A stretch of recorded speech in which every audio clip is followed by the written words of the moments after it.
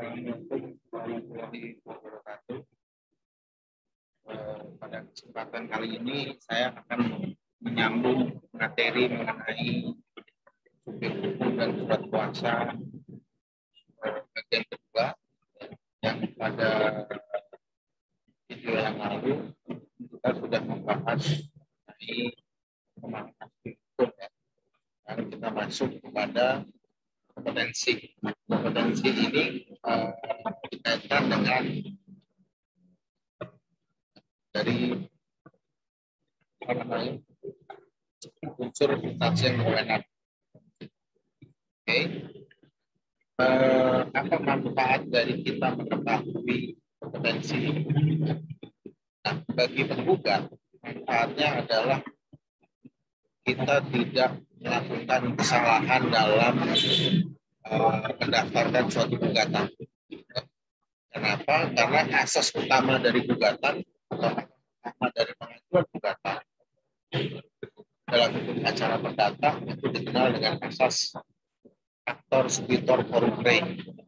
Gugatan diajukan ke pengadilan negeri pada tempat tinggal tergugat, bukan pada domisili ya, bukan pada kartu tanda penduduk KTP tergugat, tapi tempat tinggal.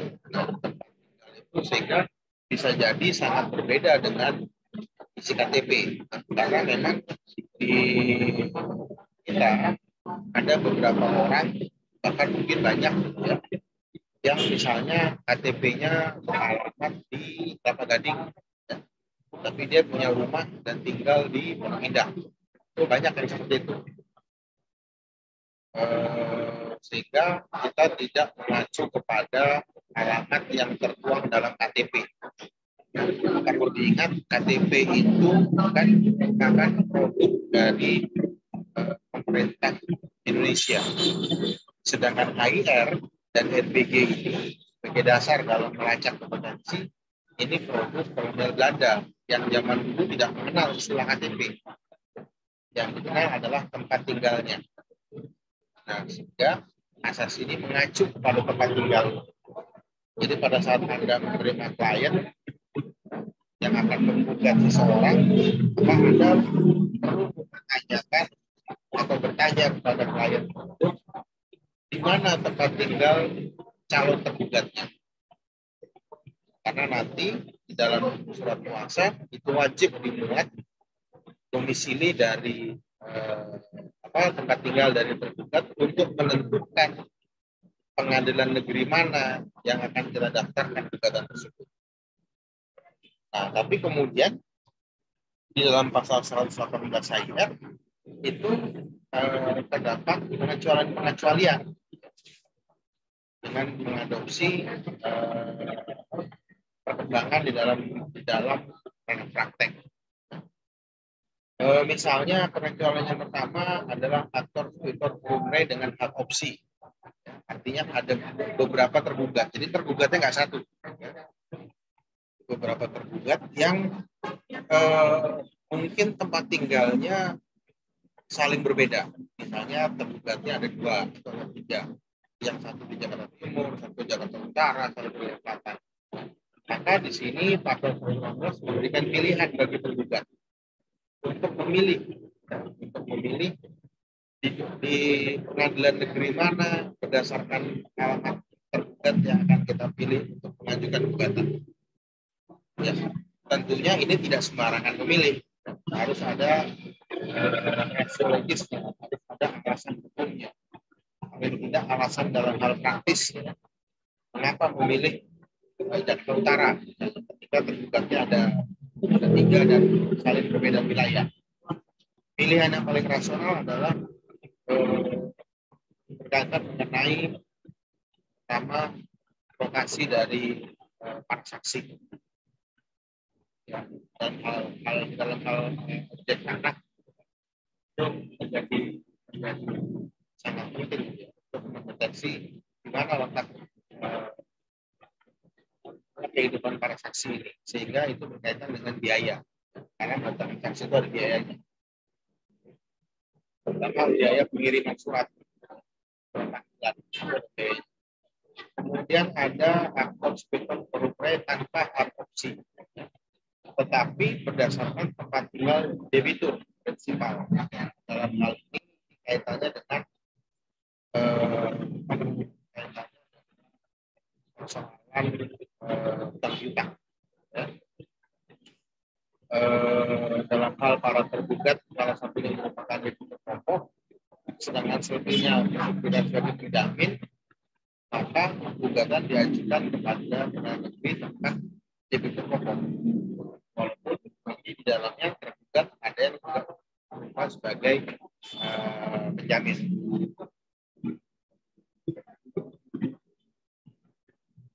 Oke, kemudian yang ketiga, pengadilan negeri di daerah tempat tinggal penggugat.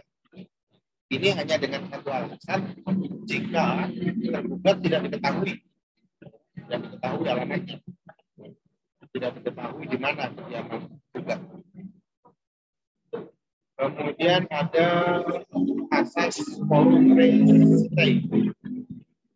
Gugatan diajukan ke pengadilan negeri berdasarkan patokan tempat terletak benda tidak bergerak yang menjadi objek sengketa. Nah, ini biasanya berkaitan dengan sengketa kepemilikan tanah rumah. Jadi objek tidak bergerak yang menjadikan sengketa. Jadi misalnya walaupun dalam praktek ada terjadi tergugat di Jakarta Utara, penggugat juga Jakarta Utara, tapi objek sengketanya di Bekasi.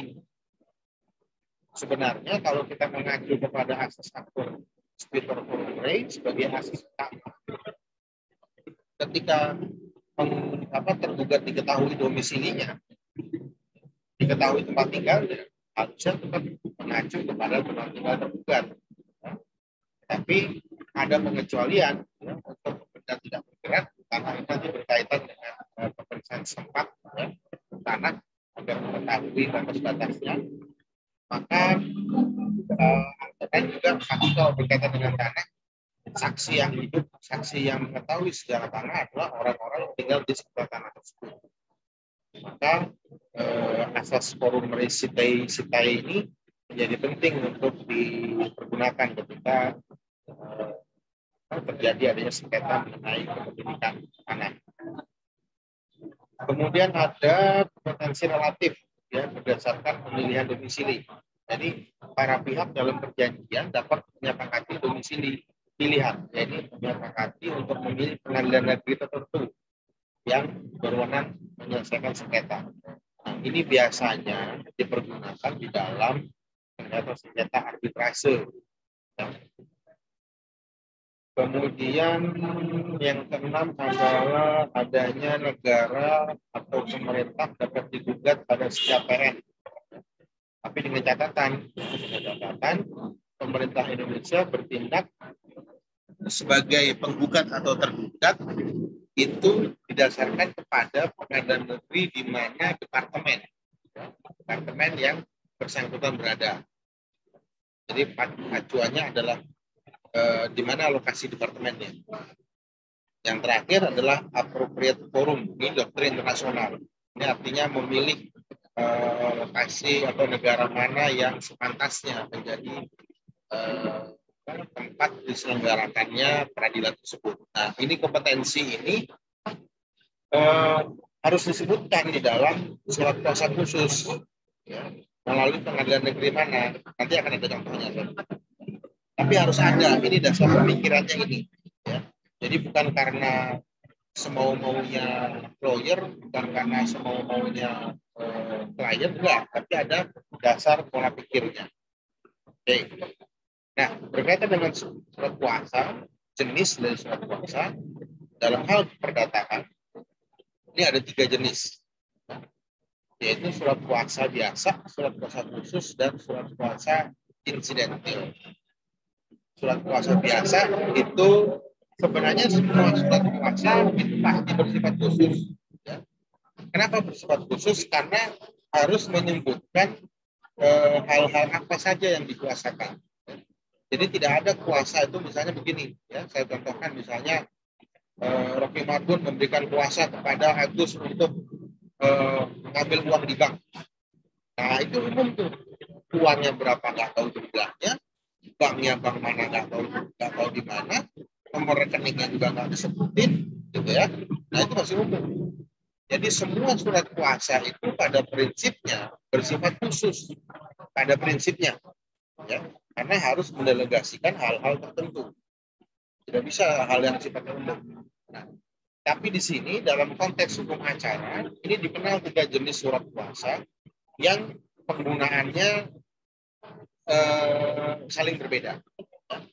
Nah, untuk surat kuasa yang pertama itu hanya bisa digunakan untuk kepentingan-kepentingan di luar beracara. Jadi selain di dalam sidang pengadilan maka digunakanlah surat kuasa biasa. Tapi untuk surat kuasa khusus dan surat kuasa insidentil ini adalah surat kuasa yang dipergunakan dalam ranah persidangan, ya, di depan pengadilan, dalam sidang pengadilan. Nah, surat kuasa khusus itu adalah surat kuasa yang diberikan dari pemberi kuasa kepada penerima kuasa yang berprofesi sebagai advokat, sebagai penasihat hukum. Jadi surat kuasa khusus yang nomor 2 itu hanya dipergunakan di dalam persidangan. Nah, yang identik adalah lagi surat kuasa insidentil. Ya. Ini juga hanya dipergunakan dalam persidangan, tapi penerima kuasanya adalah pihak keluarga dari penggugat atau tergugat. Ya, penerima kuasanya adalah pihak keluarga yang nanti dibuktikan dengan KTP, KK dan segala macam yang menunjukkan adanya hubungan keluarga. Nah, perbedaannya antara surat kuasa khusus dengan surat kuasa insidentil, kalau surat kuasa khusus itu antara pemberi kuasa dan penerima kuasa yang berprofesi sebagai advokat dan langsung bisa didaftarkan ke pengadilan, sekaligus mendaftarkan gugatannya. Jadi kalau mengajukan gugatan itu daftarkan surat kuasanya, daftarkan gugatannya. Ya. Tapi kalau surat kuasa insidentil itu diawali dari permohonan surat kuasa insidentil kepada ketua pengadilan negeri. Ya. Jadi bukan daftarkan dulu gugatannya, enggak, tapi mengajukan dulu permohonan kepada ketua pengadilan negeri untuk ditetapkan surat kuasa insidentil. Nah, ketika penetapan surat kuasa insidentil itu sudah keluar, baru mendaftarkan gugatannya. Ya, jadi beda, ini agak berbeda. Tapi dua-duanya tetap berada di dalam ranah penggunaannya, ya, tetap berada di dalam ranah persidangan perdata di depan hakim. Nah, landasan yuridisnya ini ada 3. Ya. Pasal 1795 ini berkaitan dengan surat kuasa khusus dan HIR juga SEMA RI nomor 6 tahun 94, ini yang terakhir, SEMA yang terakhir, secara khusus memberikan pengaturan mengenai surat kuasa khusus. Sebenarnya ada 2 SEMA lagi sebelumnya, tapi sudah tidak berlaku. Yang berlaku adalah ini. Ya, silahkan dibaca, dicari ya, apa isinya dari SEMA ini. Nah, yang menarik dari SEMA ini, SEMA RI nomor 6 tahun 94 adalah adanya kebolehan untuk menggunakan satu surat kuasa dalam 3 ranah peradilan.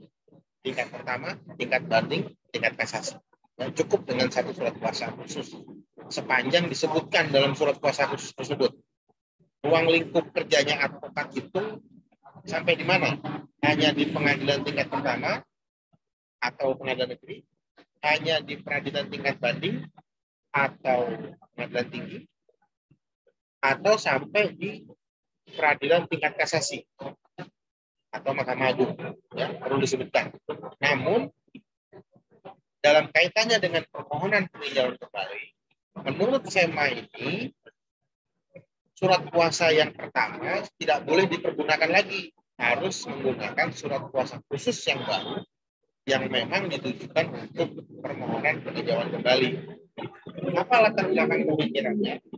Latar belakang pemikirannya adalah karena permohonan peninjauan kembali merupakan upaya hukum luar biasa. Sedangkan gugatan, banding, kasasi itu merupakan upaya hukum biasa. Ya, jadi tidak perlu membuat yang baru, cukup dengan yang lama. Sepanjang disebutkan dalam surat kuasa tersebut. Oke. Walaupun nanti dalam praktek itu ada sedikit perbedaan. Oke. Kemudian ini contoh, ya, contoh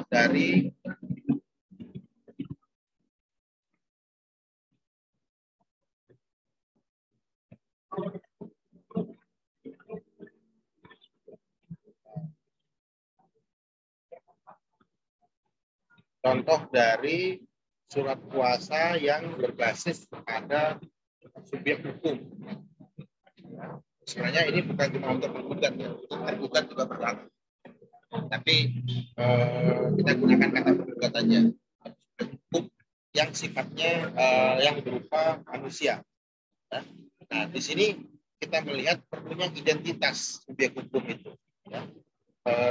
Nama, usia, kemudian agama, status perkawinan, kewarganegaraan, dan alamat. Nah,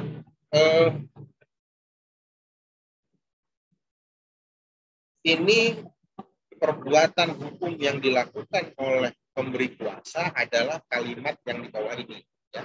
Memberikan kuasa penuh kepada memberikan kuasa, ini perbuatan hukumnya. Jadi kalimat ini menunjukkan adanya pelimpahan, ya, kuasa atau pendelegasian kewenangan. Pendelegasian kewenangan kepada penerima kuasa. Nah, penerima kuasanya ada 3. Nah, jika ada 3, maka harus menggunakan kalimat, ya, yang secara sendiri-sendiri dan atau bersama-sama. Ya. Fungsinya apa kalimat ini? Fungsinya adalah ketika 3 orang ini tidak bisa hadir secara keseluruhan, maka mereka dapat hadir secara bergantian. Ya. Sepanjang yang hadir itu ada di dalam surat kuasa. Kemudian menggugat dengan subjek hukum sebagai korporasi. Nah, kalau ini, ya, kalau kita berkaitan dengan subjek hukum, maka kan kita membahas di video yang lalu, kita membahas mengenai kecakapan hukum. Di sistem hukum Indonesia, usia itu merupakan salah satu parameter dari menentukan kecakapan hukum. Ya. Karena ketika usianya di bawah 18 tahun, di bawah 17, ya, itu tidak dapat dikategorikan cakap hukum. Ya. Tapi cakap hukum ini diidentikan dengan kata dewasa. Ya. Dewasa itu identik dengan cakap hukum. Walaupun nanti dalam kondisi tertentu ada yang dewasa tapi memiliki kecacatan mental, ya, sehingga dia tidak dapat juga disebut sebagai subjek hukum. Makanya di awal kan di video awal saya mengatakan bahwa cakap hukum itu nanti berkaitan dengan pemikiran mengenai kemampuan bertanggung jawab. Ya. Oke. Nah, kalau dalam korporasi, maka suatu subjek hukum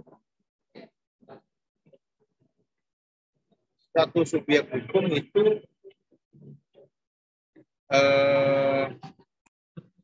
suatu subjek hukum yang memiliki karakteristik tersendiri. Kenapa? Karena cakap hukumnya, kemampuan bertanggung jawabnya itu ditentukan oleh undang-undang yang membentuknya. Ya. Misalnya ini PT. Ya.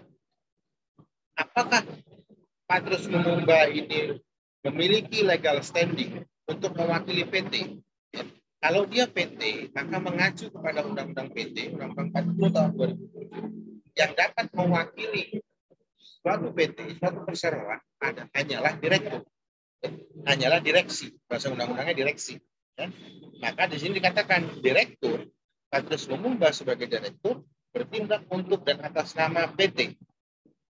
Keabsahan dia sebagai direktur itu ditunjang oleh akta notaris dan SK Kemenkumham. Ya. Sehingga kalau ada akta notaris disebutkannya dalam akta notaris dan juga sudah ada SK Kemenkumham, maka dia sebagai direktur cakap hukum untuk bertindak untuk dan atas nama PT, sehingga dia berhak untuk menandatangani surat kuasa. Nah, itu implikasinya, ya, dia sama. Jadi hati-hati kalau misalnya ini yang Anda hadapi klien, dia apa, ya, dari korporasi dengan jenis apa? Apakah dia badan usaha non badan hukum atau dia badan usaha yang berbadan hukum? Pengetahuan Anda harus kembali kepada mata kuliah hukum dagang, hukum perseroan, ya. Karena di situ diajarkan kalau CP siapa yang mewakili, kalau yayasan siapa yang mewakili, kalau PT siapa yang mewakili. Nah, harus ke situ pembahasannya nanti. Oke. Nah, kemudian setelah identitas ini, ya, ciri-ciri utama dari surat kuasa khusus adalah kalimat ini. Ada kata khusus, Pak, apakah perlu dikasih titik-titik? Terserah. Apakah khususnya ini di kiri? Terserah. Kanan? Terserah. Tengah? Terserah. Ya. Cuma umumnya seperti ini. Saya pernah buat juga nggak ada titik-titik, nggak apa-apa juga. Yang penting ada kata khusus setelah identitas. Ya. Walaupun di dalam kepala surat kita tulis surat kuasa khusus, tapi tetap harus ada kata ini untuk mencirikan, gitu ya. Nah, setelah kalimat ini baru kita masuk kepada kuasa yang pelimpahan kuasa yang diberikan kepada kita. Apa saja, ya? Tadi kita katakan pertama bahwa kompetensi, tempat tinggal tergugat itu menentukan kompetensi dari pengadilannya, ya. Nah, pertama saya jelaskan begini. Ini ada kata mewakili. Ya. Dalam hal hukum acara perdata, ketika kita melaksanakan profesi sebagai advokat, maka kehadiran kita di dalam proses persidangan itu disebut mewakili. Ya. Mewakili siapa? Mewakili pemberi kuasa. Artinya apa? Pemberi kuasa tidak perlu hadir. Ya. Jadi bukan mendampingi, ya, tapi mewakili. Kalau mendampingi itu biasa digunakan di dalam surat kuasa khusus untuk proses persidangan pidana. Tapi kalau untuk proses persidangan perdata, kalimatnya, katanya menggunakan kata mewakili. Sehingga pemberi kuasa tidak perlu hadir di dalam proses persidangan kecuali sidang perdana. Nanti akan saya jelaskan di proses berikutnya. Untuk objeknya apa? Kan objeknya harus khusus. Objek disengketakan. Begini, gugatan perbuatan melawan hukum. Ditujukan kepada siapa? Nah, Bank Sumsel Cabang Jakarta yang beralamat di Panggung Raya, Komplek Jalan Panglima Polim, nomor 4, Kecamatan Baru, Jakarta Selatan. Nah, sehingga pengadilan negerinya adalah pengadilan negeri Jakarta Selatan. Gitu ya. Jangan ditulis pengadilan negeri Jakarta Barat. Mentang-mentang si Patrius tinggal di Bangka Belitung, digugatnya di Bangka Belitung, nggak bisa. Karena apa? Karena tergugatnya adalah di Jakarta Selatan. Ini menganut asas yang awal. Pertama, gugatan ditujukan kepada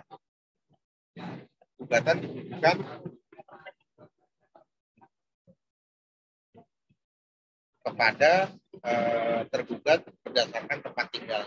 Nah, sehingga bank ini perlu disebut sebagai tergugat.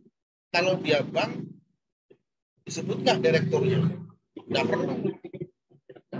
Cukup disebut institusinya. Jadi nggak perlu kita repot-repot nyari siapa nama orangnya. Gitu ya, nggak perlu.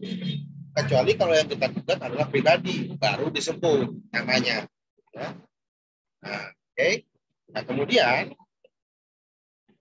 kalau ternyata tergugatnya lebih dari satu, gitu ya. Nah, sebenarnya model ini terserah, ya. Model ini terserah, bebas, gitu ya. Nggak perlu seperti itu. Tapi ini stylenya saya begini, ya. Mewakili pemberi kuasa untuk mengajukan gugatan perbuatan melawan hukum terhadap, ya. Ini tergugat yang lebih dari satu. Nah, kita lihat, ya, kita susun semua. Nah, sebagai tergugat satu, nah ini perlu disebut dia sebagai apa nih? Karena susunan ini 1, 2, 3 ini mencirikan atau menunjukkan adanya kontribusi kesalahan, ya, atau kontribusi yang memunculkan kerugian bagi penggugat. Dianggap bahwa yang ini memiliki kontribusi terbesar dan disusun kepada tergugat lain yang paling kecil, sampai yang paling kecil. Kita lihat tergugat 1 Jakarta Selatan, tergugat 2 Bangka Belitung, tergugat 3 Palembang. Nah, kita mau milih di mana? Mau milih di Jakarta Selatan, ya, karena asas yang utama udah ketahuan. Tapi kalau nanti berdasarkan asas bahwa berdasarkan pilihan dari penggugat, ya, kalau kita kembali misalnya ke sini, ya, kembali kepada teori ini pilihan penggugat, ya, pilihan penggugat. Kemudian penggugat ada di Bangka Belitung. Kita mau pilih yang Bangka Belitung, tergugat 1-nya ini, ajukan aja ke pengadilan negeri Jakarta Bangka Belitung kan. Nah, maka ini yang nomor 2 ini harus diletakkan di awal. Diletakkan di awal sebagai tergugat 1. Jangan disebut lagi sebagai tergugat 2. Nah, tapi dengan catatan kontribusi dia apa nanti? Apakah menentukan atau tidak? Kalau tidak terlalu menentukan, konsekuensinya jangan taruh di atas, tapi di bawah. Yang paling menentukan kan di atas. Ya. Nah, apalagi job desk-nya? Ya, apa kewajiban dari kuasa hukum? Ya. Membuat, mengajukan, menandatangani segala akta-akta, dokumen-dokumen atau surat-menyurat yang berkaitan dengan perkara ini, baik untuk tingkat pengadilan negeri. Nah, ini kaitan dengan surat kuasa tadi yang menurut SMA 694. Ya. Sampai mana nih kita? Ya.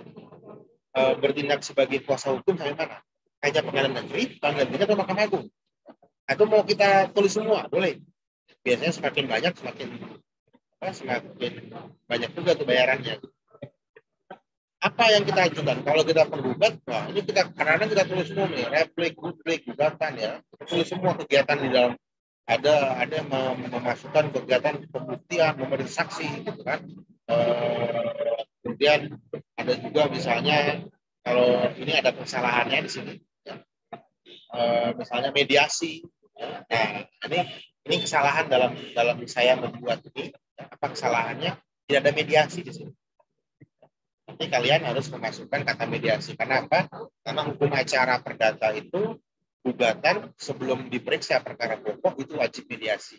Nah, pengacara yang memasukkan yang tidak memasukkan kata mediasi dalam surat kuasanya, maka dia tidak boleh ikut dalam proses mediasi. Itu kerugiannya. Dan ini adalah kesalahan saya tidak memasukkan kata mediasi. Jadi Anda ingat ini apa yang saya lakukan dalam hal acara perdata, dalam hal persidangan perdata harus dimasukkan kalimat atau kata mediasi supaya Anda nanti bisa ikut dalam proses mediasi. Ya. Oke. Nah, atau mediasi taruh di bawah. Nah, ini ada di bawahnya nih. Ya. Nanti saya lihat. Ini harusnya nggak di sini. Ini harusnya di atas. Nah, ini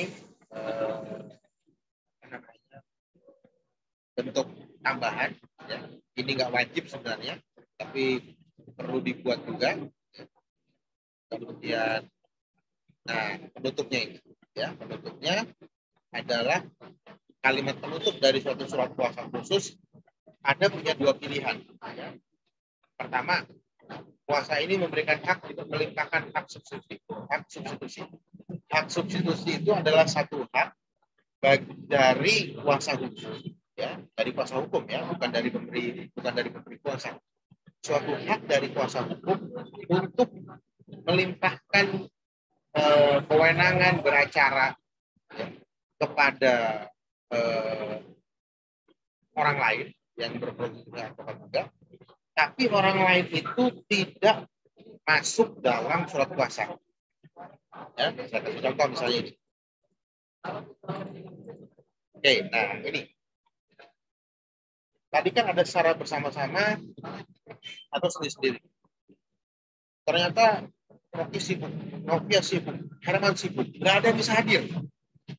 Nah, kita butuh orang untuk hadir, untuk menyerahkan jawaban misalnya, untuk menyerahkan tanggapan misalnya.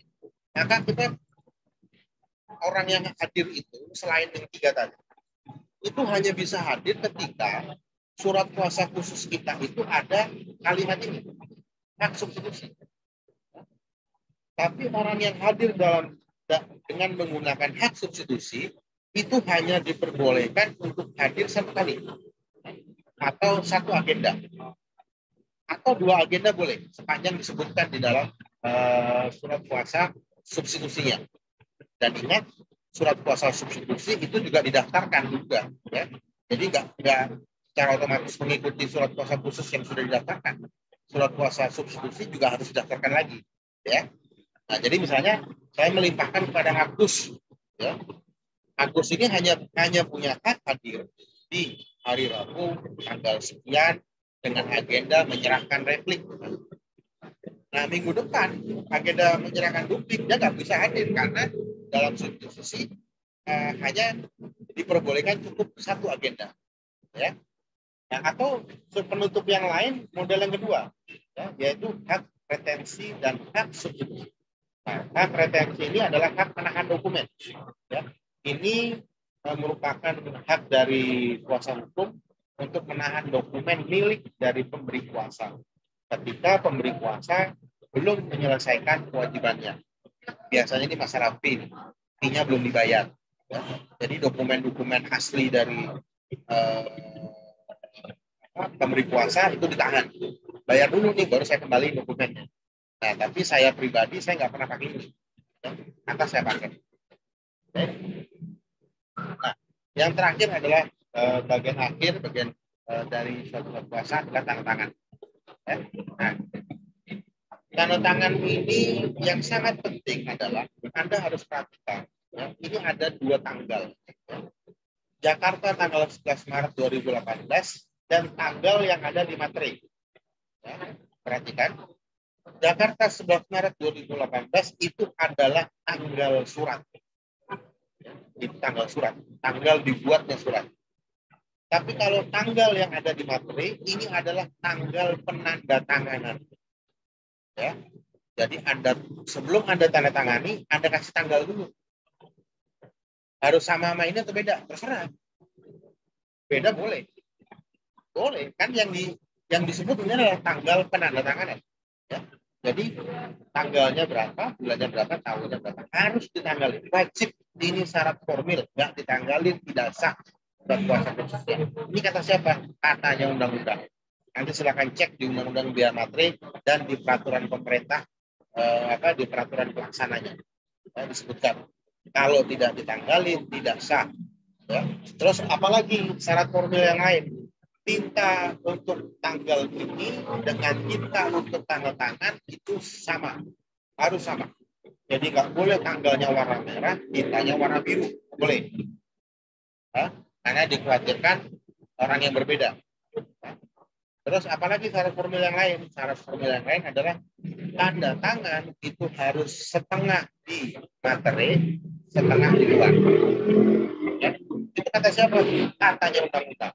Ya, bukan kata saya, katanya undang-undang. Jadi nggak boleh tanda tangan di dalam materi itu, ada di luar. Karena secara tegas disebutkan dalam undang-undang setengah di materi, setengah di luar. Itu tanda tangan dari pemberi kuasa. Nah, penerima kuasa tanda tangan enggak wajib hari itu juga, kapan saja boleh. Ya, karena yang wajib adalah pemberi kuasanya. Ya. Nah, di praktek kadang-kadang suka dibikin 2 itu. 1 materi di pemberi kuasa, 1 materi di penerima kuasa. Nggak perlu. Ya. Karena yang bikin sah itu adalah pemberi kuasanya. Penerima kan hanya penerima kuasa. Sepanjang yang penerima kuasa masih sama, tanda tangannya kapan saja sah. Ya. Jadi ini yang perlu diperhatikan. Ya. Oke, sekian dulu. Nanti untuk minggu depannya saya minta Anda sudah membuat pertanyaan-pertanyaan berkaitan dengan materi 1 dan 2 yang Anda tidak pahami, Anda belum pahami, kemudian pertanyaan-pertanyaan itu kita akan diskusikan dan itu akan dinilai. Oke, terima kasih. Assalamualaikum warahmatullahi wabarakatuh.